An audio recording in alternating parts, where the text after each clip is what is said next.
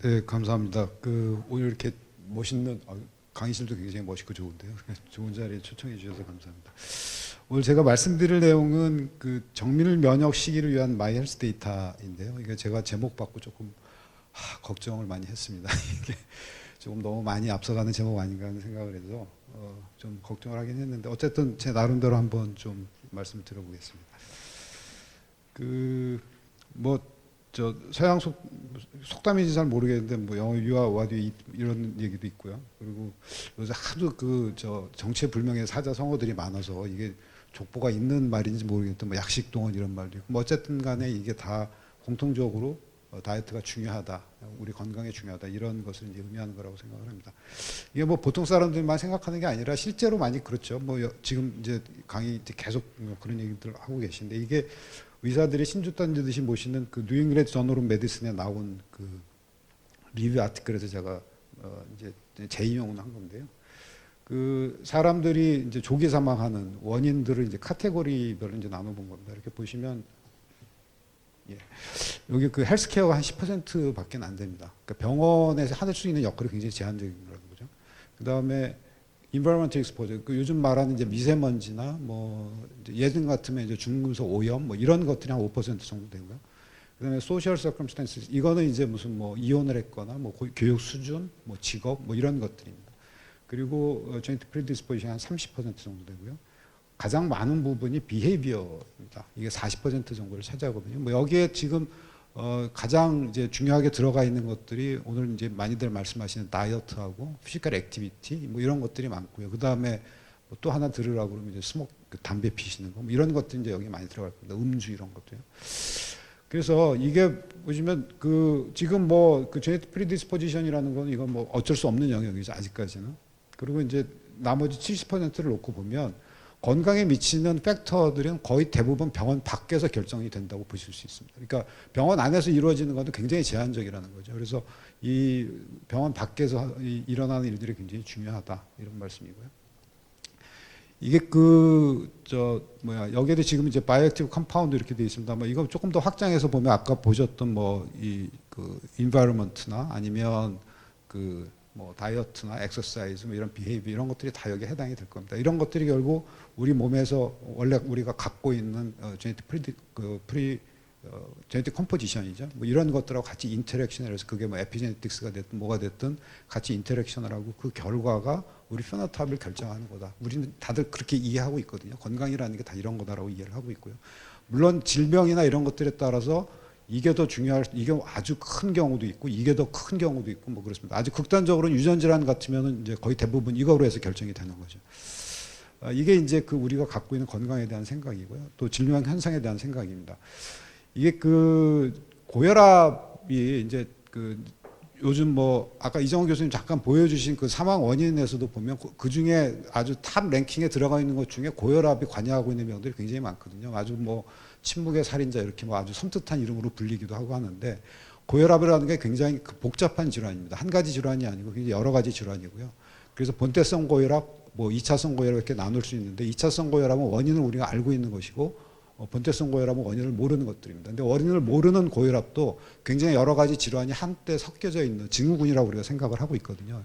근데 그 중에 한 카테고리가 임상적으로 진단하기는 굉장히 어렵지만 연구 목적으로는 이제 구별을 하는데 salt sensitive hypertension이라는 게 있습니다. 그러니까 소금을 많이 먹어서 생기는 고혈압입니다. 이게 미국으로 말하면 이제 흑인들한테 많고 그런 병인데요. 이게 단순하게 이제 소금을 많이 먹으면 그게 왜 고혈압이 생기는지 아직 뭐 정확하지는 않습니다. 그런데 그게 최근에 나오는 것들이 뭐 마이크로바이옴에 영향을 미치고 그런 것들이 뭐 T 헬퍼 셀이나 이런 데 영향을 미쳐서 결국 뭐 블라블라 해서 엔도텔 디스펑션도 생기고 키드니에서 소듐 리업섭션을 촉진해서 그게 이제 고혈압을 일으킨다. 뭐 이런 식으로 얘기를 하고 있습니다. 그러니까 결국 이런 다이어트가 만성 질환을 일으키는 뭐 이런 것들에 대한 기전이나 이런 것들이 많이 연구가 되고 있는 거죠. 그러니까 마이크로바이옴이 바뀌면 이런 것도 바뀔 수가 있다. 이렇게 생각할 수가 있겠습니다. 제목이 또 면역 시기 뭐 이렇게 말씀을 하셔서 또 면역에 대한 것도 좀 찾아봤습니다. 그림을 그랬더니 뭐 이런 그림들이 있더라고요. 뭐 우리 아까 말씀드린 내용하고 일맥상통하는 겁니다. 제네틱스가 있고 인버러먼트가 있고 라이프 스타일이 있고 그게 이제 이뮤니티를 형성을 하는 거죠. 물론 요즘에 뭐 코로나 뭐 지금 백신 얘기 많이 하지만 백신을 맞고 하는 것들이 이제 어떤 인터벤션이 되는 거고요. 이런 이뮤니티가 형성이 돼 있을 때 바이러스가 됐든 박테리아가 됐든 어떤 챌린지가 오면 거기서 우리 이뮤니티에 따라서 거기서 싸워서 이길 것인지 아니면 뭐 질병이 생겨서 안 좋은 결과로 갈 것인지 뭐 이런 것들이 이제 결정이 되는 거죠. 이게 이 모든 것들이 다 총합이 어떤 피노타입을 결정한다 이렇게 말씀드릴 수가 있겠습니다. 이제 거기에서 나오는 것들이 이제 요즘 많이 얘기하고 있는 것 중에 하나가 이런 다이어트에 대한 얘기도 합니다. 그래서 다이어트가 이런 마이크로바이옴에 영향을 미치고 또 이 자체가 제네틱 프리디스포지션이 있는 사람들한테서 리스폰더, non 리스폰더를 영향을 미치기도 하고 그게 또 반대 방향으로 영향을 미치기도 하고 그런 결과가 질병이 생기는 거니까 이런 것들을 총체적으로 디자인을 해서 다이어트를 줌으로써 건강을 좀 관리해보자 하는 게 이제 요즘 사람들이 생각하는 퍼스널라이즈 다이어트 개념인 것 같습니다. 그래서 필요한 것들이 뭐 이런 클리니컬 파라미터, 마이크로바이옴 컴포지션, 뭐 제네틱스, 퍼스널 골 이거는 이제 다이어트를 하는 목적이죠. 뭐 아까 이제 살 빼는 거 말씀하셨습니다만 사람들에 따라서는 살 빼기 위해서 다이어트 하는 사람도 있고 어떤 사람들은 또 드물지만 살 찌고 싶어 하는 사람도 있습니다. 또 어떤 사람들은 또 요즘 젊은 남자들 벌크업 하는 거 많이 하지 않습니까? 그런 거 다 포함한 얘기고요. 그다음에 라이프스타일은 이제 뭐 좀 건강한 라이프스타일 갖고 싶다든가 좀 액티브하게 하고 싶다든가 아니면 뭐 나 저 마라톤 대회 나가서 1등 하고 싶다든가 뭐 이런 것들도 이제 여기에 다 포함이 되겠습니다. 이런 데이터들을 다 모아서 머신러닝을 하고요. 그걸 가지고 다이어트 디자인을 하고 그걸 통해서 질병 있는 사람들은 질병을 컨트롤하고 질병을 예방하고 또 라이프스타일 옵티마이제이션을 하고 하는 것들을 해보자 하는 게 이제 요즘 이야기하는 뭐 그 퍼스널라이즈드 다이어트의 개념이라고 할 수 있겠습니다. 그게 그 다이어트나 엑서사이즈 뭐 이런 라이프스타일이나 이런 비헤이비어가 그 건강에 미치는 영향, 질병에 미치는 영향이 중요하다는 것은 사실 의사들도 잘 알고 있습니다. 그런데 여기 계시는 분 중에 병원에 가서 그거에 대해서 상담해 보신 적 있으신가요? 거의 대부분 없으시거든요. 요즘 조금 이제 사람들이 관심을 가져서 이제 많이 얘기들을 하고는 있는데 질병에서 아주 시리어스하게 이런 그 팩터들에 대해서 연구를 그렇게 많이 하지는 않습니다. 물론 그걸 하시는 분들이 따로 있습니다. 금방 발표하셨던 이정원 교수님 이런 분들이 역학하시는 분들은요. 연구 목적으로는 그걸 많이 합니다. 과거부터 많이 우리가 관심도 많았고요. 근데 임상에서는 잘 쓰이지 않았습니다. 그게 왜 그런지 이 슬라이드를 보시면 아실 수가 있습니다. 아까 질병에 영향을 미치는 팩터들에서 병원 데이터, 그다음에 제네틱한 거, 그다음에 나머지 60% 이렇게 말씀을 드렸는데요. 클리니컬 데이터가 사람이 평생 살면서 0.4테라 정도 생긴다고 합니다. 그러니까 EMR 데이터 다 모으시면 이렇게 된다는 거죠. 유전자 데이터 6테라 정도 된다고 합니다. 30억 베이스 페어에 해당하는 거고요. 엑소지너스 데이터 아까 뭐 말씀드렸던 비헤이비어나 인버런먼트 팩터나 소셜 서컴스턴스에 해당하는 게 60%의 영향을 미치는데 그게 무려 1100테라랍니다. 평생 사는 게. 이거 한 사람 데이터입니다. 한 사람 데이터가 이런데 지금 뭐 우리나라만 놓고 따져도 우리 5천만 명이 넘잖아요. 근데 그게 어느 한 시점에 5천만 명이 이제 계속해서 사람은 태어나고 있고 사람은 계속해서 죽고 있거든요. 그걸 다 모으면 어마어마한 데이터입니다. 그러니까 그동안에는 이게 중요하다는 걸 알고 있었는데 첫 번째 데이터의 양이 너무 큽니다. 두 번째는 그걸 캡처할 수 있는 방법이 없습니다. 금방 이정원 교수님 계속해서 말씀하셨던 것처럼 다이어트 특히 제일 어렵거든요. 도대체 그거를 캡처할 수 있는 방법이 없어요. 그런데 최근 들어서 그런 일들이 조금씩 가능해지기 시작을 한 거죠. 잘 아시는 스마트폰, 뭐 액티비티 트래커 이런 것들입니다. 이게 아까 그 팀 쿡이 그 앞으로 미래에 돌아왔을 때 뭐 그 애플 보고 너희가 제일 많이 기여한 게 인류에 기여한 게 뭐냐고 그랬을 때 헬스라고 얘기를 했다고 그러잖아요. 저는 굉장히 정확한 표현이라고 생각합니다. 이 모든 일, 빅데이터에 관한 것, 또 건강에서 저런 라이프스타일에 관한 데이터 이런 것들이 모일 수 있게 된 거에 가장 중요한 팩터 하나를 꼽으라 그러면 스마트폰입니다. 그거에 조금 더 설명을 드릴 거고요. 그런데 그 라이프 스타일 중에서 아까 말씀드린 것처럼 이제 가장 중요한 거 두 가지만 꼽으라 그러면 엑서사이즈하고 다이어트라고 말씀드릴 수가 있겠는데 뭐 물론 이제 흡연도 중요는 합니다만 그거는 우리가 워낙 명확하니까요. 그 엑서사이즈는 사실 요즘에 뭐 여러 가지 저도 이제 스마트워치 차고 있습니다만 대부분의 스마트워치나 이런 그 디바이스를 통해서 비교적 정확하다고 말씀은 못 드리겠는데 비교적 손쉽게 데이터를 모을 수 있습니다.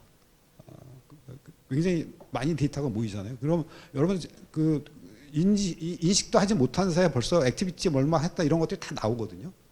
손쉽게 그렇게 가능합니다. 근데 다이어트는 아직 멀었어요. 정말로 멀었습니다. 어쨌든 그래서 이게 이런 데이터들이 아까 말씀드린 그 퍼스널라이즈드 다이어트 프리스크립션 할 때 들어가는 여러 가지 그 카테고리들 그런 카테고리들에 속한 데이터를 다 한데 모아서 개인이 갖게 하고 그거를 가지고 건강 관리를 할 수 있게 해보자 하는 그런 무브먼트 같은 것들이 있습니다. 그래서 그걸 미국에서 이제 퀀티파이드 셀프 그래서 뭐 파운데이션도 있고 뭐 이렇거든요. 이제 우리나라에서는 별로 이런 데 관심들이 없으신 것 같은데 또 이런 일들이 있습니다. 뭐 미국에서 그렇게 많이 되는 건 아니고요. 이정훈 교수님이 가셨으니까 좀 흉동봐 좀 되겠죠. 제가 그 영양 관련한 데이터를 처음 이제 보고서요. 그걸 데이터를 놓고서 야 도대체 이렇게 해갖고 이게 뭐가 나오겠나 싶은 거예요. 데이터 분석은 하기는 해야 되겠는데 도대체 데이터를 받아서 해놓은 것도 그렇고 이건 진짜 너무 원시적인 것도 너무 원시적이다.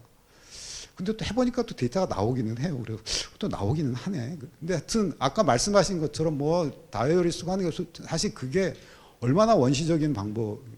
예전에는 그 피지컬 액티비티도 그렇게 했거든요. 똑같이 설문지하고 했는데 이제 피지컬 액티비티는 이제 아까 말씀드린 것처럼 여러 디바이스가 많이 나와서 이제 조금씩 바뀌어가고 있는 추세고요. 다이어트는 아직 그게 안 됩니다. 그러니까 아까 이제 앱 같은 것도 사실 그게 디지털화했을 뿐이지 다이어리하고 똑같은 개념이잖아요. 사실 그러니까 모티베이션이 굉장히 중요하고 오래 끌고 가기가 어렵거든요. 그러니까 이제 사람들이 심리스하게 사용자가 인식하지 못하는 상태에서 좀 매주할 수 있게 해주자는 그래서 이제 여러 가지 디바이스들을 연구합니다. 그래서 저도 뭐 부랴부랴 찾아봤는데 이거는 이제 그 조의 그 턱의 무브먼트를 가지고 그러니까 몇 번 씹었나겠죠. 이런 거 갖고 이제 얼마나 먹었나를 하겠다는 것도 있고요. 이게 저도 이제 인터넷으로 찾다 보니까 이게 나오는데 회사에서 바이오 임피던스 어널리시스라고 해서 그게 뭐냐면 인바디 아시잖아요.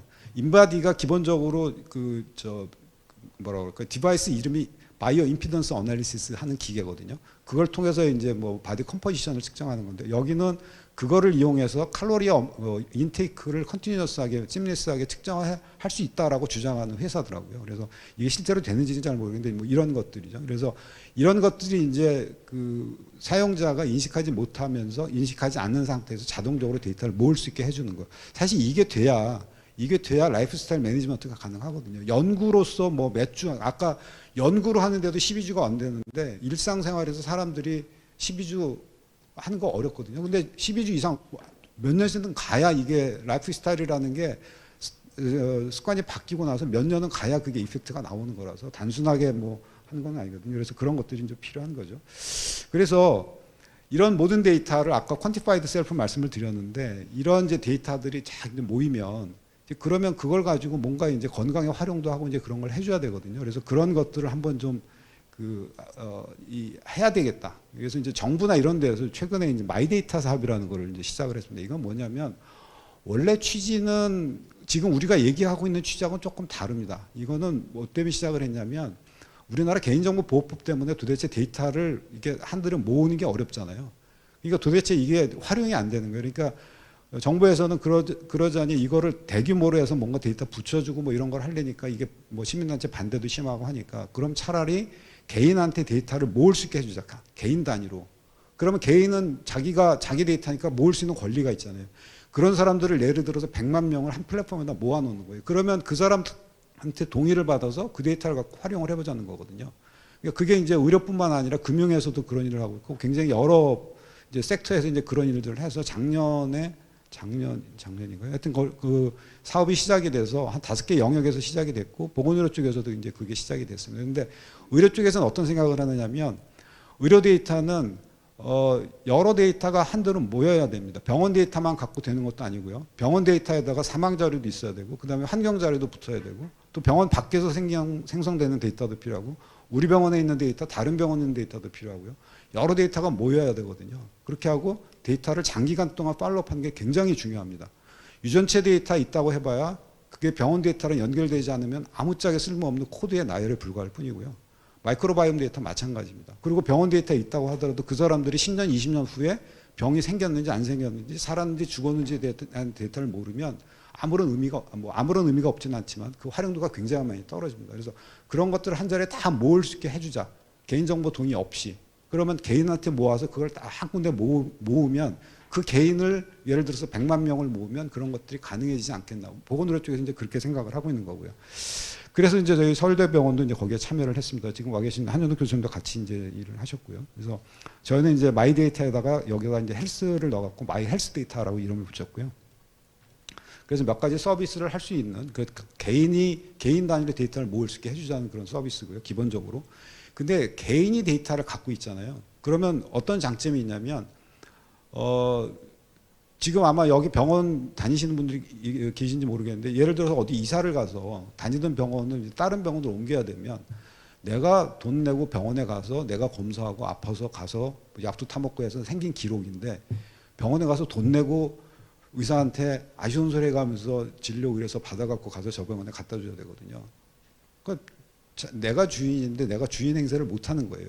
근데 그 데이터를 몽땅 다 환자한테 주잖아요. 그러면 환자가 주인이 되는 거죠. 그리고 그렇게 되면 그런 사람들이 100만 명 있으면 병원보다 이 100만 명의 사람들이 데이터를 더 많이 갖고 있습니다. 왜냐하면 여기는 자기 병원 데이터밖에 없는데 병원 밖의 데이터, 다른 병원의 데이터가 다 같이 여기 있는 거예요. 그러면 패러다임의 시프트가 일어납니다. 아까 잠깐 나온 것 중에 수요자 중심으로 간다는 거, 수요자 위주로 간다는 게 그런 거거든요. 파워가 이쪽으로 시프트하게 되는 겁니다. 그런 의미가 또 하나가 있고요. 이제 그렇게 되고 또 하나는 이제 문제점이 있는데 뭐가 있느냐면 데이터를 개인이 갖고 있잖아요. 그러면 지금은 예를 들어서 병원에 이제 갔다 오고 나서 뭐 어떤 학생이 이제 학교 결석을 했어요. 그러면 진단서를 내야 되잖아요. 내가 데이터를 갖고 있으면 내 기록을 갖고서 진단서를 만들어 줄 수도 있을 거잖아요. 근데 무단 결석을 한 거예요. 그럼 얘가 장난을 치고 싶은 거죠. 병원 안 갔는데 배가 아파서 병원에 갔다 온 것처럼 거짓말로 해서 진단서를 만들어서 낼 수도 있습니다. 그러면 병원 입장에서는 환자를 쭉 보는데 100명을 봤는데 100명에 한 명도 그런 사람이 없었어요. 근데 한 명이 그런 거짓말을 하잖아요. 그 데이터가 그런 걸 왔어요. 근데 처음에 모르고 진료를 했어요. 나중에 뒤통수를 맞았죠. 그럼 100명 데이터, 그다음부터 그 의사는 그 환자들이 갖고 오는 데이터는 전혀 믿을 수 없습니다. 누가 그게 섞여 있는지 모르니까. 그게 단순히 무단 결석의 문제가 아니라 정말로 아주 크리티컬한 병이었다 그러면 이건 완전히 디자스터거든요. 그래서 그런 문제가 있고 뭐 그것뿐만 아니라 뭐 예를 들어서 보험회사에서도 그런 문제가 생길 수 있고 굉장히 다양한 문제가 생길 수 있습니다. 그래서 중요한 거는 환자가 데이터를 가연히 갖고 있을 수 있게 해준 뭐의 어떤 뭐라 그럴까요? 그러니까 전제 조건이 뭐냐면 이 데이터는 원래 생성된 데이터하고 이 데이터하고 동일하다는 것을 증명할 수 있어야 됩니다. 근데 그게 최근에 블록체인 테크놀로지를 활용을 하면 그게 가능해진 거죠. 그래서 저희가 여기다가 무결성이 증명된 건강 정보라고 하는 것이 이제 그런 뜻이고요. 또 하나는 이제 역동적 도입텍이라는 건 뭐냐면 데이터를 자기가 갖고 있잖아요. 그럼 데이터를 누군가 그 데이터를 필요로 하는 사람한테 데이터를 보여줄 수 있습니다. 그런데 그러려면 자기가 동의를 해줘야 되잖아요. 근데 지금은 동의가 어떻게 되나요? 오로한 언입니다. 보여줄 거냐 안 보여줄 거냐거든요. 난 요만큼만 보여주고 싶어. 그거 안 됩니다. 지금은. 또 나는 한 달만 보여주고 싶어. 그것도 안 됩니다. 나는 이 사람한테만 보여주고 싶어. 그것도 안 됩니다. 보여주고 싶다 그러면 병원 뭐 A라는 병원에서 보고 싶다 그러면 그 사람이 보고 싶을 때까지 계속 들여다봅니다. 뭐 안 본다고 하겠죠. 근데 그거를 막을 수 있는 방법이 없는 거예요. 그래서 역동적 도입 체계라고 하는 건 뭐냐면 그거를 한정할 수 있게 해주는 거예요. 내가 이만큼의 데이터가 있는데 나는 요만큼만 보여주고 싶어. 그럼 요것만 볼 수 있게 해주고 또 언제든지 내가 요거를 한 달 보여주고 난 다음에 마음이 바뀌었어요. 그럼 언제든지 동의를 처리할 수 있게 해주고 이런 테크놀로지가 가능한. 그게 가능해진 게 뭐냐면 스마트 컨트랙트나 그거보다 조금 다른 버전인 리카르디안 컨트랙트 같은 기술. 그게 다 블록체인에서 많이 활용하는 기술인데 블록체인하고는 좀 다르지만 그런 기술을 이용을 하면 그런 것들이 가능해집니다. 그래서 그런 거를 할 수 있게 해주는 그런 플랫폼을 만들자.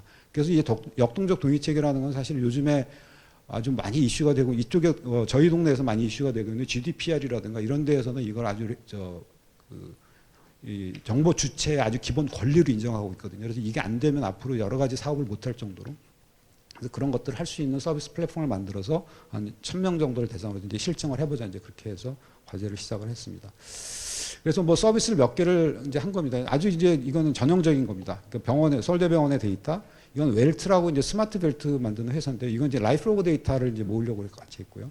그래서 이 데이터를 같이 모아서 이 이제 데이터가 서로 다르니까 H7 파이어라고 하는 표준으로 맞춰서 변환을 한 다음에 요거를 이제 블록체인에다가 이제 같이 묶습니다.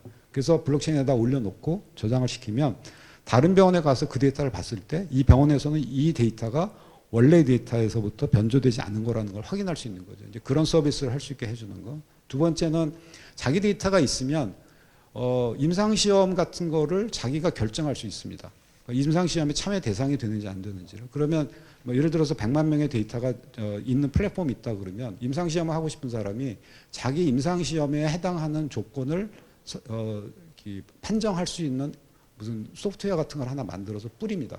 그러면 그걸 문자 메시지 같은 것들을 쭉 가는 거예요. 그러면 그거를 이제 100만 명 중에 그걸 받아본 사람이 한번 자기가 궁금하면 한번 실행을 해보는 거죠. 그러면 그 안에서 자기 데이터를 갖고 돌아서 스마트폰에서 돌아가지고 당신은 이 임상시험에 참여할 수 있습니다. 혹은 안 됩니다를 판별을 해줍니다. 그러면 자기가 이 임상시험의 대상이 된다 그러면 참여할 의사가 있으면 가서 전화해서 할 수 있게 해주는 그런 것도 있고, 아까 말씀드린 것처럼 후양적 임상 연구 같은 거 할 때 누가 데이터를 리퀘스트 했을 때 데이터를 볼 수 있게 해주는 거예요. 근데 이때는 이제 역동적 동의 제어가 들어가겠죠. 내가 이만한 데이터를 보여주고 싶고 뭐 얼마 동안 보게 할 수 있고 이런 거를 할 수 있는 이제 그런 서비스.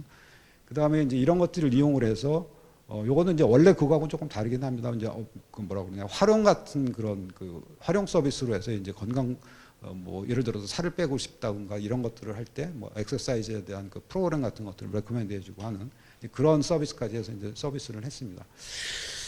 그래서 이게 이제 했는데 사실 이게 처음은 아닙니다. 사실 이게 PHR이라고 해서 Personalized Health Records라는 그런 사업이 그 전부터 있었고요. 이게 지금 뭐 구글 헬스 이거 이제 없어졌다 요즘에 구글 피시라고 다시 하지만 구글에서도 했었고 마이크로소프트에서 헬스 볼트라는 것도 이런 비슷한 사업입니다. 물론 이런 블록체인이나 이런 게 들어가진 않았지만, 그다음에 애플도 사실 뭐 지금도 이제 이런 서비스 하고 있고요. 근데 이거 안 쓰시는 분들도 많고요. 그리고 있는지 모르시는 분들도 많고, 또 뭐 마이헬스 데이터 뭐 이런 거 우리나라에서도 저런 PHR 사업 어마어마하게 많이 하는 거, 근데 여기 계신 분들 중에 우리나라에서 그런 서비스 있었다는 건 모르실걸요 아마 다들. 아무도 모릅니다. 왜? 임팩트가 없었기 때문에. 왜 임팩트가 없었는가? 그거에 대해서 조금 말씀을 드리겠습니다. 이게 새로운 테크놀로지가 이제 개발이 되고 그러고 나서 이 이제 뭐 파급이 되는 이제 참 유명한 하이프 곡선이고요. 요즘 또 캐즘이라는 말로 이제 얘기하는 이런 거죠. 이게 결국 모든 테크놀로지가 사회 파급이 돼서 어떤 사회 혁신을 이루려면 요 데스밸리를 넘어야 되고 또 캐즘을 넘어야 된다는 거죠. 아까 아이폰 말씀을 잠깐 드렸는데 아이폰이 사실 첫 번째 스마트폰은 아닙니다. 저도 그 한참 전부터 지금은 스마트폰이지만 예전에는 PDA폰이라는 거가 있었습니다. 저는 그걸 썼었습니다. 포즈라는 국산 제품이고요. 그게 이제 좋은 게 그거는 윈도우 모바일 기반으로 돼 있어서 그때 제가 이제 윈도우 PC를 쓸 때인데 그 아웃룩하고 연동이 굉장히 잘 돼요. 그래서 무슨 그 연락처라든가 일정 같은 것들이 이제 아주 연동이 잘 돼서 그거 쓰면 굉장히 편했는데요. 그거 말고도 장점이 굉장히 많았습니다. 첫 번째는 체력 증진에 굉장히 도움이 됩니다. 굉장히 무거워가지고요. 팔 운동에도 굉장히 도움이 돼요. 두 번째는 심신 수양에 굉장히 도움이 됩니다. 이게 하루에 한 번씩 다운이 되거든요. 그래서 그걸 참으려면 아주 굉장히 그 스트레스를 컨트롤할 수 있는 그런 능력이 많이 생깁니다. 어쨌든 간에 그런데 그 이후에도 뭐 프라다 폰도 있었고 사실 뭐 블랙베리도 사실 그런 거에 뭐 우리 삼성에서 블랙잭이라는 것도 나왔었고요. 그랬는데 그게 그거가 이제 제가 포즈를 쓸 때 동호인 이제 그 웹사이트 같은 데 가서 보면 맨날 이제 거기에 그 달리는 댓글들이 그런 겁니다. 왜 우리는 이거 갖고 할 수 있는 게 이거밖에 없냐. 뭐 다 이제 그런 거거든요. 할 수 있는 게 너무 없는 거예요. 그러니까 저도 봐도 일정 관리하고 저 연락처 쓰는 거지 그거 말고 다른 거 쓸 게 없는 거예요. 근데 무겁긴 무진장 무겁고. 그래서 이게 보면 어떤 제품이 나왔을 때 이 사람들은 무조건 처음부터 나와서 그러니까 무조건 새 거 나오면 사는 사람들이고요. 이 사람들은 조금 괜찮아 보이면 사는 사람들이에요. 이 사람들은 이게 쓰면 이러이러한 장점이 있겠다 쓰는 사람들이고요. 이 사람들은 남들이 쓰니까 할 수 없이 쓰는 사람들이고요. 이 사람들은 죽어라고 안 쓰는 사람들이거든요. 근데 애플은 사실은 아이폰이 나오고 난 다음부터 확 퍼졌잖아요. 예뻤고 그걸 할 수 있는 게 많았습니다. 그러니까 이 사람들한테 이 얼리 머저리티라고 하는 사람들한테 새로운 밸류를 준 거거든요. 그러니까 이 아이폰이 나옴으로 해서 스마트폰이라는 게 이 캐즘을 넘겨버린 겁니다. 이렇게 데스밸리를 넘긴 거거든요. 지금 PHR이 그렇습니다. 금방 말씀드린 마이 헬스 데이터 사업도 그렇고요. 지금 그거를 만약에 그게 서비스로 출시도 되지 않았지만 출시가 된다 그러면 아마 이쪽 사람들만 쓸 겁니다. 인노베이터 내지는 얼리 어댑터 중에서도 아마 앞쪽에 있는 사람들. 왜냐하면 그 사람들한테 아직 줄 수 있는 밸류가 없거든요. 그러면 어떻게 이걸 갖고 밸류를 줄 것인가? 저는 이제 이 얘기를 많이 하는데 이제 뭐 금속 활자 그 기원을 얘기하고 싶은 건 아니고요. 그러니까 구텐베르크가 금속 활자를 만들고 난 다음에 맨 처음에 한 일이 이제 그 성경을 찍었다고 그러더라고요. 그러니까 라틴어로 된 성경이었겠죠. 그걸 찍어갖고 이제 쫙 팔았는데 그러니까 이제 그 성경을 보고서 사람들이 이제 그 성경을 자기네 나라 말로 이제 번역을 하기 시작을 했고요. 그러다 보니까 사람들이 이제 성경을 이해하기 시작을 한 겁니다. 그러니까 신도들이 과거에는 신부들이 라틴어를 모르니까 신부들이 말하는 대로 하나님의 말씀을 전해 들었는데 자기가 이게 직접 보니까 이게 아니네 이게 뭐 이런 생각을 하게 된 거죠. 이건 뭔가 틀리는 것 같아. 뭐 이런 생각을 하게 된 거죠. 이제 그러다 보니까 그게 종교혁명으로 이어졌다고 하더라고요. 지금 의료 정보가 그렇습니다. 의료 정보 지금 뭐 다 차트 같은 거 달라고 하면 다 줄 거예요 병원에서. 그거 갖고 가서 있어봐야 보통 사람들 봐도 잘 모릅니다. 뭐 정상 비정상 뭐 올라갔다 내려갔다 하게 하는데 올라갔으면 어떤 거고 내려갔으면 어떤 건지 잘 모르겠고 갖고 있어봐야 의미가 없습니다 본인들한테. 그러니까 그거에 대한 해석을 의사한테 전해 듣는 거거든요. 그러니까 지금 그 상태로는 안 되는 거죠. 우리나라에서도 뭐 무슨 직지심경도 있고 뭐 있었지만 이런 임팩트를 못 이 구텐베르크가 한 것처럼 그런 임팩트를 못 낸 거가 저는 그런 거라고 생각을 하거든요. 그러니까 그거를 보는 사람들한테 뭔가 새로운 밸류를 줄 수 있었어야 되는데 사실은 우리나라에서는 조금 다른 쪽으로 이제 그걸 활용을 한 거고.